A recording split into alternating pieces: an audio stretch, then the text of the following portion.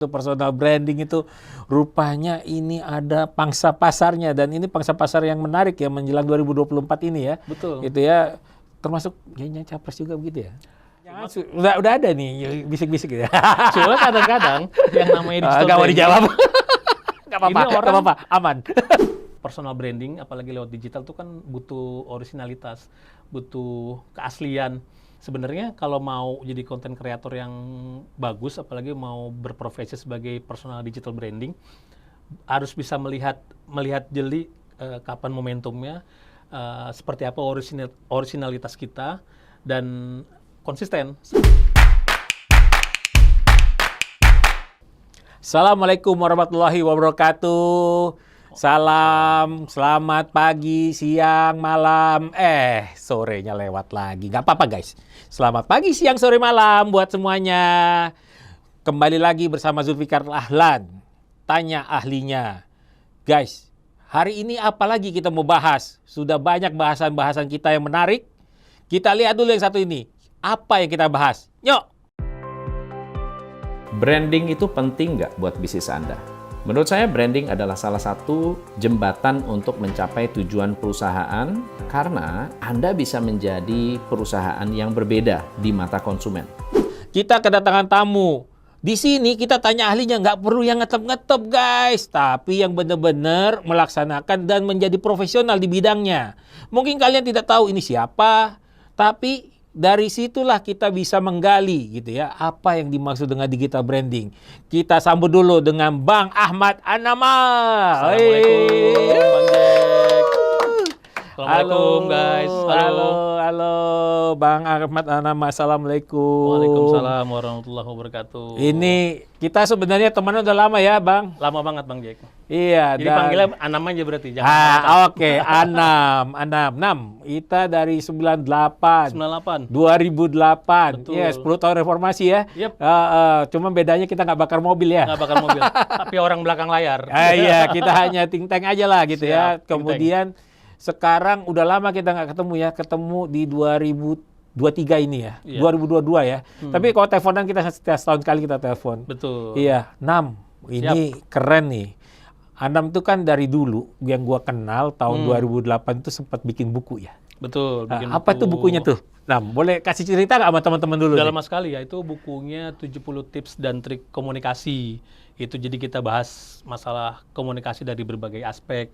Kebetulan saya kan lulusan komunikasi UI, jadi harus punya legacy lah ya. Kita harus punya sesuatu yang harus kita ciptakan. Gitu. Jadi 70 tips dan trik. Komunikasi. Ya, jadi mulai dari 70 tips dan trik, sekarang dengar-dengar Anam tuh sudah pemain digital branding. Ganti. Kalau dulu cetak, sekarang digital. Gitu. Digital. Jadi sebenarnya ilmu komunikasi juga ya digital branding. Ilmu itu? komunikasi juga betul. Jadi cuma ganti aja karena kita sekarang udah era disrupsi digital, semua menggunakan tools yang berbau-bau digital. Mau nggak mau yang konvensional kita tinggalin, kita masuk ke yang namanya digital. Gitu. Keren banget tuh guys. Kita tuh jadi manusia itu harus siap dengan perubahan ya. Betul. Gitu. Dan kita harus bisa transformasi. Ini salah satunya Anam ini ya enggak? Siap. Pemain digital branding sekarang. Dulu pemain digital cetak ya. apa? Branding cetak. Branding cetak ya. Branding konvensional. Branding konvensional. Udah banyak ya kali yang sudah dilakukan branding terhadap ini. Apa yang di branding sih? Iya, pertama kita mau obrolin dulu masalah branding ini ya. Branding ini kan merek istilahnya ya. Bagaimana kita identik dengan sesuatu. Kalau personal branding, jadi bagaimana kita sebagai sosok itu bisa ada di persepsi orang itu seperti apa gitu ya. Misalnya kita pengen orang mengingat kita sebagai orang yang gerak cepat, ngomongnya ceplas-ceplos gitu kan. Itu bisa terlihat misalnya kayak contohnya Ahok gitu kan. Ngomong ceplas-ceplos, kerja cepat, dan penuh dengan kontroversi. Tapi itu yang memang dia cari, dan itu memang ada tim kreatifnya. Nah, itu branding. Dia dapat brandingnya, akhirnya dia jadi media darling. Tapi dia udah memenangkan brand ya. Kalau kita bicara brand atau merek itu sebenarnya awalnya bukan untuk personal, tapi untuk produk biasanya. Contohnya branding yang udah melekat di kita tuh, contohnya odol. Nah, itu sebenarnya nama buat pasta gigi namanya odol, tapi kita udah telanjur menyebutnya odol. Jadi saking brandingnya kuat banget. Atau Orson, itu merek sirup zaman dulu itu Orson, tapi karena brandingnya kuat, akhirnya kita menyebut semua produk sirup itu Orson, kira-kira Atau Aqua, seperti ya? itu. Ya, atau untuk air mineral misalnya Aqua, Iya. gitu. Dan branding ini dulunya untuk produk-produk besar saja, tapi sekarang branding sudah semua produk, bahkan UMKM pun ada branding gitu ya, ada pengenalan merek, termasuk sejak era Pak Jokowi dengan segala macam tim kreatif yang membentuk brandingnya dia. Sejak itu pula orang mulai berpikir bagaimana kita bisa masuk persepsi masyarakat. Gitu, Bang. Waduh, cakep. Siap. Luar biasa. Kalau Anam sendiri pendekatannya mana nih? Pendekatannya lebih ke personal atau ke produk nih? Nah, kalau kita lebih ke personal branding. Memang lebih sulit ya, karena kalau produk itu kan biasanya cuma bicara logo, tagline, sesudah itu ada bantuan dari digital marketingnya. Bisa dari marketplace atau door to door gitu ya. Sedangkan kalau personal branding ini rumitnya adalah kita berhubungan sama orang hidup ke orang hidup, sosok ke masyarakat, dan tidak mudah untuk meyakinkan masyarakat kalau untuk sosok. Sedangkan kalau produk itu kan lebih mudah gitu ya. Sekarang kayak misalnya kita mau ayam goreng, orang udah tahu, oh kalau UMKM apa nih? Sabana misalnya kayak gitu. Atau kalau misalnya sate taichan, oh yang di Senayan gitu. Itu udah ada di back mind-nya masyarakat. Tapi kalau personal tantangannya lebih besar, apalagi kita masuk ke digitalnya gitu ya. Jadi itu udah 2 kali lipat effort ya kalau menurut saya. Oh, jadi memang lebih repot ya Lebih urusan bukan repot bukan sih ya. repot, lebih complicated ya. Complicated. Kita harus Variabelnya lebih banyak lah ya. variabel intervensinya lebih banyak. Jadi karena kita tidak hanya memikirkan orang hidup yang sebagai produknya ini, tapi juga orang hidup atau masyarakat sebagai customer. Gitu. Iya, betul ya. Jadi personal itu lebih spesifik. Karena Ya, personal gitu. nggak dibeli. Kalau produk kan masyarakat diyakinkan untuk membeli, untuk marketing, terus dia mengeluarkan uang untuk memiliki barang tersebut, produk tersebut. Sedangkan kalau personal branding ini kita memasarkan sesuatu yang mereka nggak perlu beli, tanpa beli pun mereka nggak ngaruh apa-apa, tapi mereka harus mengingat. Nah, jadi dipikirkannya benar-benar detail gitu ya. Kalau secara ini manfaat apa yang didapatkan dari personal itu sendiri terhadap personal brandingnya itu? Personal branding itu kalau misalnya orang ingin terlihat sebagai sosok yang X di persepsi masyarakat, misalnya seperti itu. Atau dia ingin mengubah image-nya yang tadinya misalnya tidak baik menjadi baik. Atau justru sebaliknya, yang tadinya protagonis menjadi antagonis.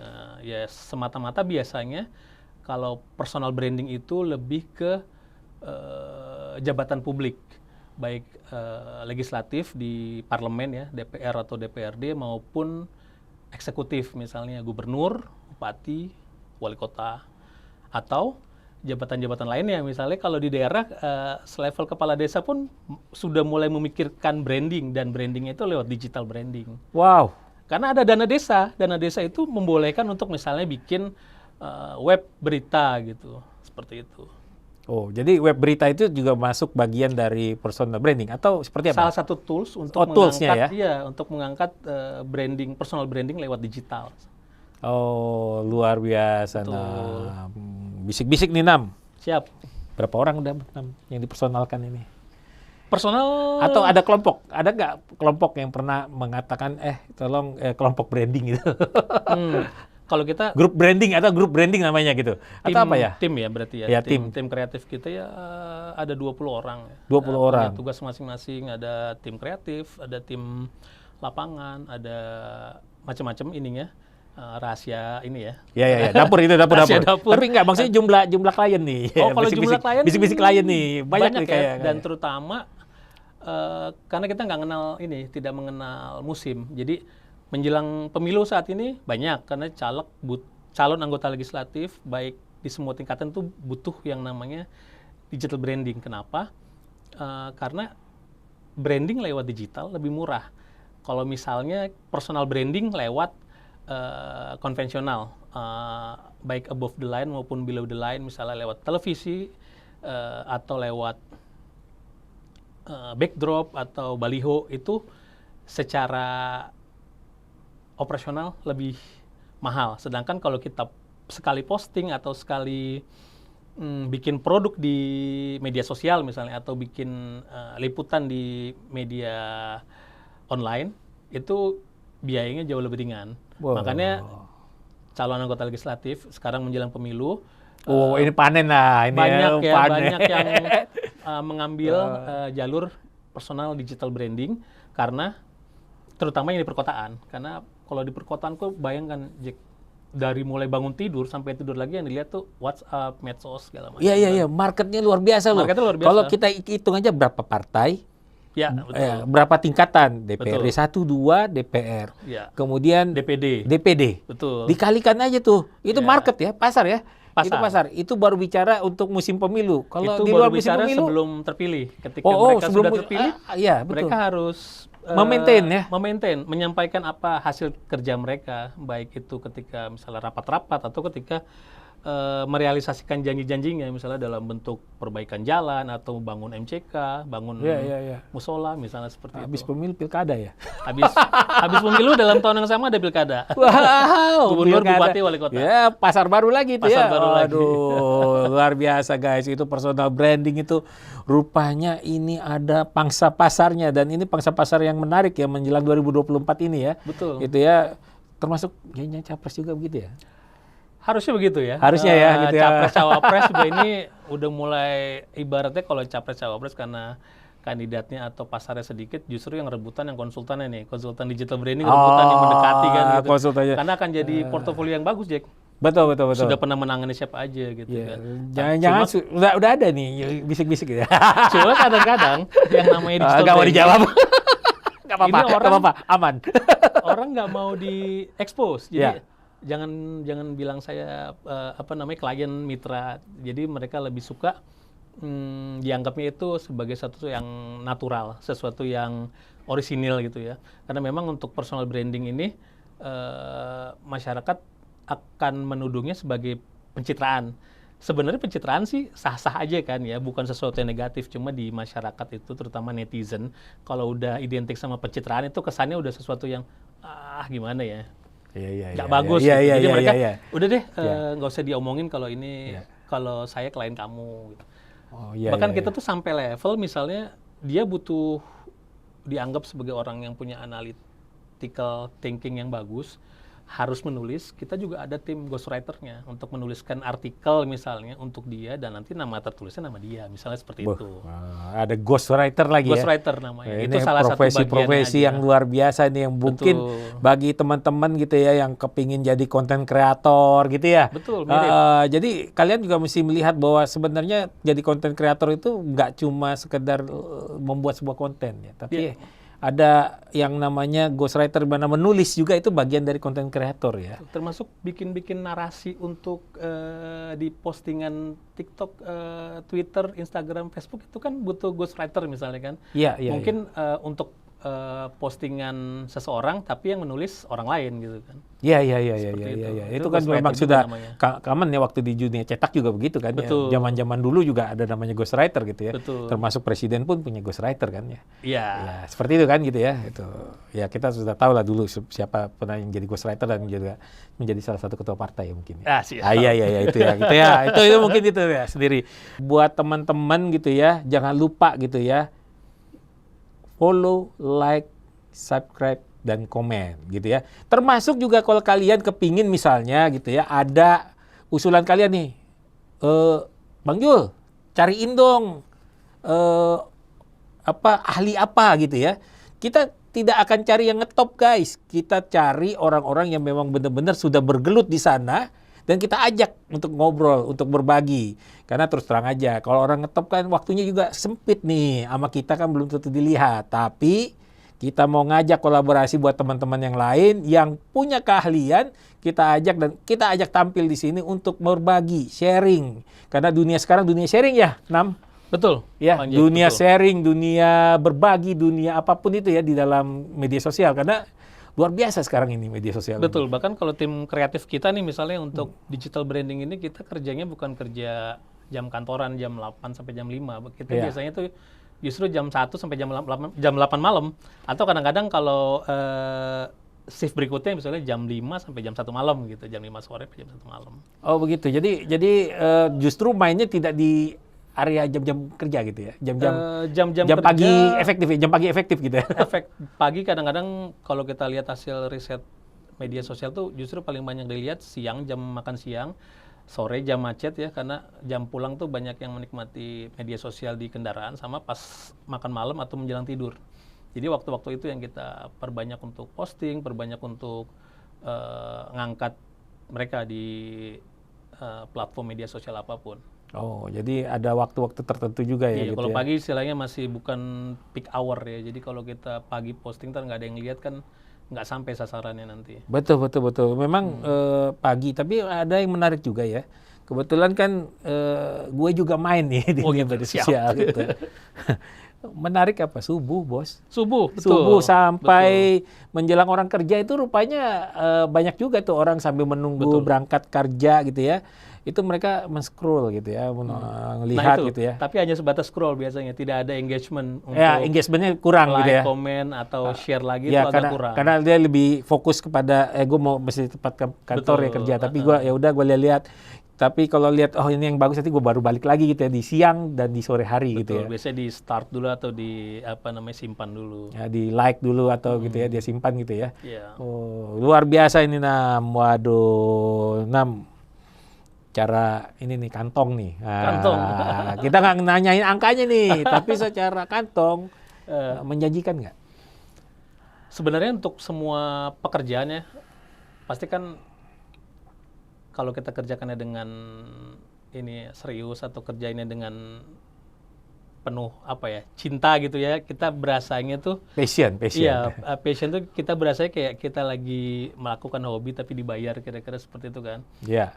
Jadi misalnya kalau tim itu ya karena mereka biasa scroll gitu kan, ini ibaratnya satu orang harus menguasai beberapa platform, tiap platform harus ada berapa akun misalnya seperti itu. Jadi mereka enjoy,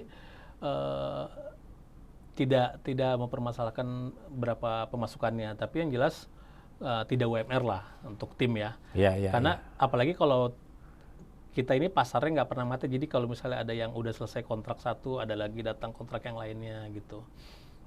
Bisa dikerjakan sambilan nggak sih? Bisa, ada banyak. Kalau misalnya itu 20 tadi tim kita yang ini ya, tim kita yang apa istilahnya? Dedicated ya? Iya, sudah kontrak atau sudah jadi employee gitu ya. Tapi kalau yang freelance banyak. Misalnya kita butuh bantuan untuk konten, untuk editing, untuk kameramen, tapi tidak jangka panjang dan misalnya ada klien yang harus di luar kota kan, sementara tim kita nggak bisa berangkat ya, kita kayak mission impossible lah, pilih-pilih kartu siapa yang bisa direkrut gitu. Jadi kadang-kadang ada pemain cabutan juga ya? Betul, ada pemain cabutan banyak justru. Pemain cabutannya justru banyak gitu ya? Iya. Kalau tetap juga lumayan juga puyeng ya? Ya kasihan nanti. Kadang-kadang ada yang memang nggak bisa keluar kota gitu kan, jadi yang masih jomblo atau yang belum berkeluarga bisa kita andalkan lah dari freelance itu. Kalau yang udah employee kadang-kadang kan udah yang ini ya, nggak bisa untuk lama-lama di luar kota gitu kan. Iya, kita butuh yang ini freelance yang lepas-lepas. Iya. Luar biasa nih guys. Jadi personal branding itu rupanya itu ada pekerjaan ya, jenis Pekerjaan profesi ya, profesi lah, itu profesi ya, lebih tepatnya betul. profesi ya. Kalau pekerjaan mungkin nggak tepat ya, tapi profesi ya lebih tepatnya. Profesi bisa. Ya profesi. Jadi benar-benar guys, teman-teman sekarang gitu ya,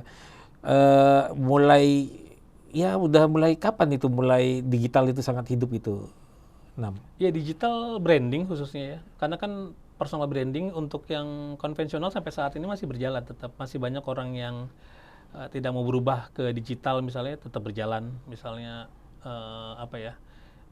event-event offline gitu. Tapi ya kalau untuk digitalnya sendiri sudah berlangsung sekitar 12 tahun lah. 12 tahun ya. Dan makin kesini kan seperti yang Bang Jack amati, makin banyak toolsnya gitu, dan Semakin mudah ya. Iya, dan platformnya makin banyak gitu kan. Yang sekarang paling banyak penggunanya kan misalnya TikTok, dengan kalau misalnya untuk politik biasanya Twitter. Nah, X sekarang namanya. X namanya sekarang sudah Iya, berubah. iya. Nah, itu kan kalau personal branding itu tergantung momentum. Kalau misalnya saatnya tepat, apa yang indikasi yang ingin dia capai itu tercapai. Tapi kalau misalnya enggak ya agak sulit karena personal branding apalagi lewat digital itu kan butuh originalitas, butuh keaslian. Maksudnya keaslian ini bukan niru cara orang lain. Sayangnya kalau orang Indonesia ini kan latahan. Yeah. Atta lagi terkenal semua pengen ngikutin Atta. Terus misalnya siapa yang lagi terkenal, lagi Hype siapa? lagi viral siapa, terus semuanya niru seperti itu gitu. Sebenarnya kalau mau jadi konten kreator yang bagus, apalagi mau berprofesi sebagai personal digital branding, harus bisa melihat jeli kapan momentumnya, seperti apa originalitas kita, dan konsisten. Seperti yang Bang Jack lakukan sekarang kan konsistensi. Tidak semua orang bisa lakukan itu, akhirnya nanti orang akan melihat, oh Bang Jack identik dengan tanya ahlinya. Seperti itu juga menurut saya ini itu bagian branding. ya. Wow, terima kasih. Siap. Aduh, luar Yang biasa. terpenting sekarang kalau bagian gimana? dari personal digital branding itu harus ada ujungnya istilahnya. Jadi bagaimana dia long lasting, nggak habis ini setahun udah itu selesai, nggak ada lagi tanya ahlinya, tapi long lasting ya. Terus ada gitu. Seperti semua konten kreator kita atau orang-orang yang established dan eksis di dunia politik atau di masyarakat umum itu yang pastinya dia tetap bertahan long lasting, lama, dan punya legacy. Legasinya dalam bentuk apapun, tidak mesti harus, bisa jadi bentuknya buku, bisa jadi bentuknya dikenang masyarakat. Ketika suatu saat nanti orang ini ditanya, masyarakat masih ingat. Itu sangat sulit karena masyarakat kita itu terkenal Cepat lupa ya. cepat lupa. Apa namanya? Amnesia. Amnesia. Mudah Ya. amnesia, tapi di sisi lain juga permisif. Jadi sebenarnya kalau dari kita beberapa kali ada mitra atau klien itu lebih mudah membentuk branding sosok yang kontroversial daripada yang positif, karena positif udah terlalu banyak orang baik, akhirnya susah diingat. Tapi Jadinya kalau biasa aja. biasa gitu. aja gitu kan. Makanya dulu inget Jack ya, kalau cewek punya pacar kan lu terlalu baik buat gua, akhirnya standar. Tapi kita harus jadi anak bandel, kontroversial, terserah orang lain ngata-ngatain gue gitu kan. Contoh Pak Jokowi, dia punya branding yang kuat, terserah orang mau ngatain dia Apapun. tolol, mau ngatain Ya, Fir'aun. tadi di dalam ini ya, salah satu mau ngatain pidatonya apa, tapi kan dia. dia jadi sosok hebat karena dengan sosok kontroversial itu dia selalu jadi pembicaraan masyarakat, dia jadi media darling gitu. Iya. Nah, itu yang sulit untuk Dan dibangun dari jadi bawah. dicinta oleh pengikutnya. Betul. Gitu. Semakin dicinta oleh pengikutnya. Luar biasa itu ya. Terima kasih banget nih Nam. Siap. Luar biasa nih. Guys, ini manfaat kalian ya. Kalau ngelihat ini, Anam ini perjalanannya ini panjang nih. Gue ngikutin dulu. Kita sempat kebersamaannya ada berapa tahun ya Nam ya. Kita tuh salah satu pemain IG ya. Baru ya. Pertama ya. Awal-awal ya. Awal-awal Medsos-medsos IG awal ada, itu. kita langsung udah main gitu. Awal-awal Twitter ada, kita udah mulai main. Facebook sama. Cuma mungkin satu kurang hoki dan kurang konsisten kali Kurang ya. konsisten tadi. Momentumnya belum dapat. Momentum Ternyata kita nggak momentumnya- dapat gitu ya. Kita di saat ini kita baru lihat ya, sama ya sama gua gitu ya. Gua itu baru mulai juga kayak gini. Sebenarnya jadi personal branding itu dengan pencitraan beda tipisnya di mana tuh Nam? Sebenarnya secara letter luck, secara kebahasaan itu sama ya. Diksinya sama. Personal branding. Branding itu kan merek ya, citra. Ya sama. Karena ini sosok, jadi kita mainnya di persepsi. Ya. Persepsi itu kan pencitraan. Cuma kan pencitraan ini sudah punya konotasi buruk di masyarakat. Padahal sebenarnya itu baik supaya masyarakat tahu apa yang udah dilakukan seseorang. Terutama kalau orang itu pejabat publik, yang artinya dia punya tanggung jawab yang sangat besar kepada masyarakat, yang uang pajaknya dipakai untuk menggaji mereka, kira-kira seperti itu. Iya, betul. Jadi masalah pencitraan itu sebenarnya positif selama Positif pencitraan itu sama apa yang dilakukan kan. Betul. Kan seringkali ada orang pencitraan ternyata tidak sesuai dengan apa yang ditampilkan gitu ya. Itu branding juga. Itu banyak juga tuh, seperti itu ya. Banyak juga seperti itu. Oh, jadi kita ngeliat, wah nih bagus gitu, totonya secara real life-nya tidak seperti itu ya, ada Betul, juga ya. makanya kan ada yang namanya fakta, ada yang namanya realita. Oh, bedanya apa tuh fakta sama realita? Fakta itu belum terkonfirmasi, artinya apa yang masyarakat tahu itu yang kita lakukan. Yang kita lakukan secara digital branding tadi. Mereka tahu Faktanya dari ada. kita sebagai narasumber media sosial, tapi misalnya mereka belum tahu apa yang sebenarnya terjadi. Itu kan hal yang sangat lumrah sekarang di Indonesia.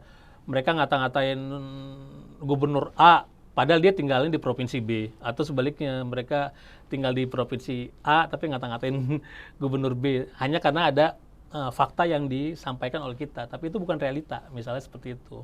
Ya, bisa jadi realita itu adalah the real-nya ya. Iya, realita tuh kenyataan di lapangannya. Oh, oke. Kalau fakta kan kita bisa bikin infografis, kita bisa bikin videografis. Yang itu betul, tapi tidak Mencerminkan realitas. tidak mencerminkan realitas 100% gitu. Oke, luar biasa nih. Banyak ilmu lagi. Hari ini kita dapat ilmu lagi, guys. Ya, tanya ahlinya bersama Zulfikar Dahlan. Guys, ini kata-kata penutup nih. Siap. 6. Apa pesan buat anak-anak muda, terutama nih banyak nih ya orang yang mimpi nih. Gue jadi konten kreator. Iya. Gue kepingin terkenal gitu. Tapi secara ininya mereka melangkahnya seperti apa sih yang harus diinin?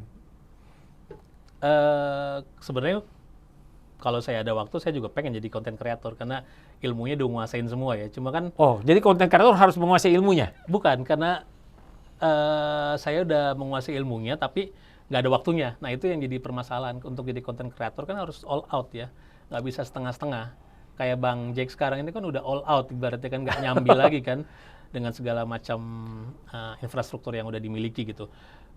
Tapi bukan berarti kawan-kawan yang mau jadi konten kreator harus punya infrastruktur dulu, karena yang namanya all out itu bukan hanya dari alat ya kan. Kalau tools kan cuma pelengkap. Betul. Bisa saja mereka mulainya dari waktu, ide, gagasan, tinggal dieksekusi, misalnya seperti itu. Intinya kalau mau jadi konten kreator itu nggak usah niru, orisinil apa adanya, karena memang eranya momentum saat ini tuh orang nggak mau yang dibuat-buat, jadi maunya apa adanya aja. Ya cakep aja, jelek aja, nggak usah pakai filter. Tapi itu apa adanya gitu, nggak dibuat-buat gitu. Dan kalau udah mau jadi konten kreator jangan ditunda-tunda, lakukan aja saat ini apapun yang bisa dilakukan, yang penting nggak niru orang, orisinil, asli, dan tadi itu butuh konsistensi. Jadi kalau misalnya mau posting atau mau bikin konten tiap 2 hari, ya tiap 2 hari aja bikin dulu. Jangan besok tiap 2 hari itu sehari, 2 hari. Akhirnya orang nggak bingung mau menikmatinya seperti apa gitu. Ya, Gitu. luar biasa. Nih dapat ilmu bermanfaat gitu ya. Siap Bang Jack. Ya, Anam ini mungkin bagi teman-teman nggak begitu kenal, tapi di kalangan tertentu dia terkenal, guys. Kalian belum tahu aja nih, siapakah klien-kliennya Anam ini? Yeah. Coba nggak bisa gue ungkap, guys. Makasih buat teman-teman semua yang sudah nyaksiin Tanya Ahlinya bersama Zulfikar Dahlan. Jangan lupa follow, like, komen, dan share. Dan jangan lupa juga kalau kalian ingin apa yang ingin kalian tanyakan kepada ahlinya, sampaikan melalui komen kalian. Nanti kita coba bantu cari dan kita ajak lagi mereka untuk duduk di meja di kursi ini dan bicara soal Tanya Ahlinya. Terima kasih buat teman-teman semua. Terima kasih. Assalamualaikum warahmatullahi wabarakatuh. Selamat pagi, siang, sore, malam. Dari saya Zulfikar Dahlan. Tanya Ahlinya, nyok. Nyok.